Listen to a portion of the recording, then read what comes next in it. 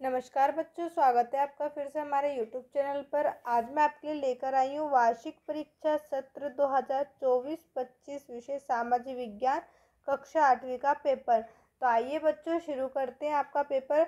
बच्चों वीडियो को शुरू से अंत तक ज़रूर देखें, क्योंकि इसी में आपको मैं सभी प्रश्न के साथ साथ सभी के उत्तर भी बताऊँगी और उन सभी उत्तरों को हम याद करते हुए भी चलेंगे, ताकि हमारा वार्षिक परीक्षा का पेपर बहुत अच्छा जाए। तो बढ़ते हैं हम अपने प्रश्न की ओर, जहाँ सबसे पहले आपसे पूछा गया, निम्नलिखित में से कौन सी व्यापारी कंपनी भारत नहीं आई थी। तो आपका उत्तर हो जाएगा बच्चों अमेरिकन। क्वेश्चन नंबर 2 आपसे पूछा है बच्चों, पृथ्वी का नंबर कितने प्रतिशत भाग जल मंडल से घिरा हुआ है। तो आपका उत्तर हो जाएगा 71%। प्रश्न नंबर 3 आपसे पूछा है, मानचित्र में भूरा रंग दर्शाता है। तो मानचित्र में भूरा रंग क्या दर्शाता है बच्चों, पठार को दर्शाता है। प्रश्न नंबर 4 आपसे पूछा है, संविधान में कितनी भाषाओं को अधिसूचित किया गया है। तो आपका उत्तर हो जाएगा 22। संविधान में 22 भाषाओं को अधिसूचित किया गया है। प्रश्न नंबर 5 पूछा है, रोलेट एक्ट कब पारित हुआ था। तो आपका उत्तर हो जाएगा बच्चों 8 मार्च 1919।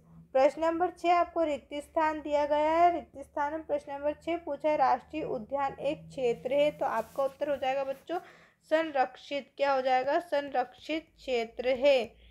क्वेश्चन नंबर 7 आपसे पूछा है, सन 1791 में बनारस में कॉलेज की स्थापना की गई। तो किसकी स्थापना की गई थी, संस्कृत कॉलेज की स्थापना की गई।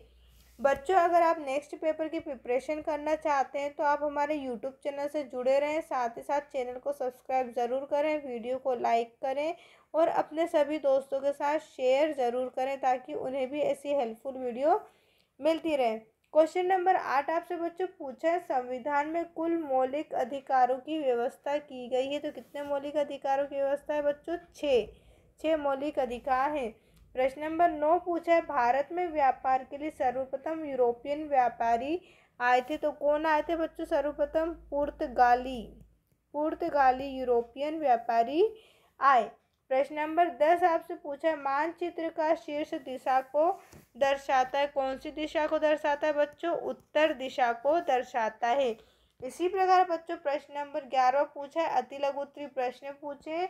आप देख सकते हैं आपसे ये कुछ प्रश्न पूछे गए हैं परीक्षा में। उसके बाद आते हैं लघु उत्तरीय प्रश्न, जिनके लिए 3 अंक निर्धारित है। ये 3 नंबर वाले प्रश्न आपसे पूछे गए हैं बच्चों। उसके बाद हम आते हैं अपने दीर्घ उत्तरीय प्रश्न पर, जो 5 नंबर में आपसे पूछे गए। अगर आप इन सभी प्रश्न के उत्तर चाहते हैं तो आप हमारे टेलीग्राम चैनल को ज्वाइन कर सकते हैं बच्चों, जिसकी लिंक मैं नीचे आपको डिस्क्रिप्शन में दे रही हूँ, जहाँ से आप इन पूरे प्रश्न उत्तर की PDF डाउनलोड कर सकते हैं। साथ ही साथ आप हमारे यूट्यूब चैनल को सब्सक्राइब ज़रूर करें, ताकि ऐसी हेल्पफुल वीडियो आप तक मिलती रहे, और वीडियो को लाइक ज़रूर करें।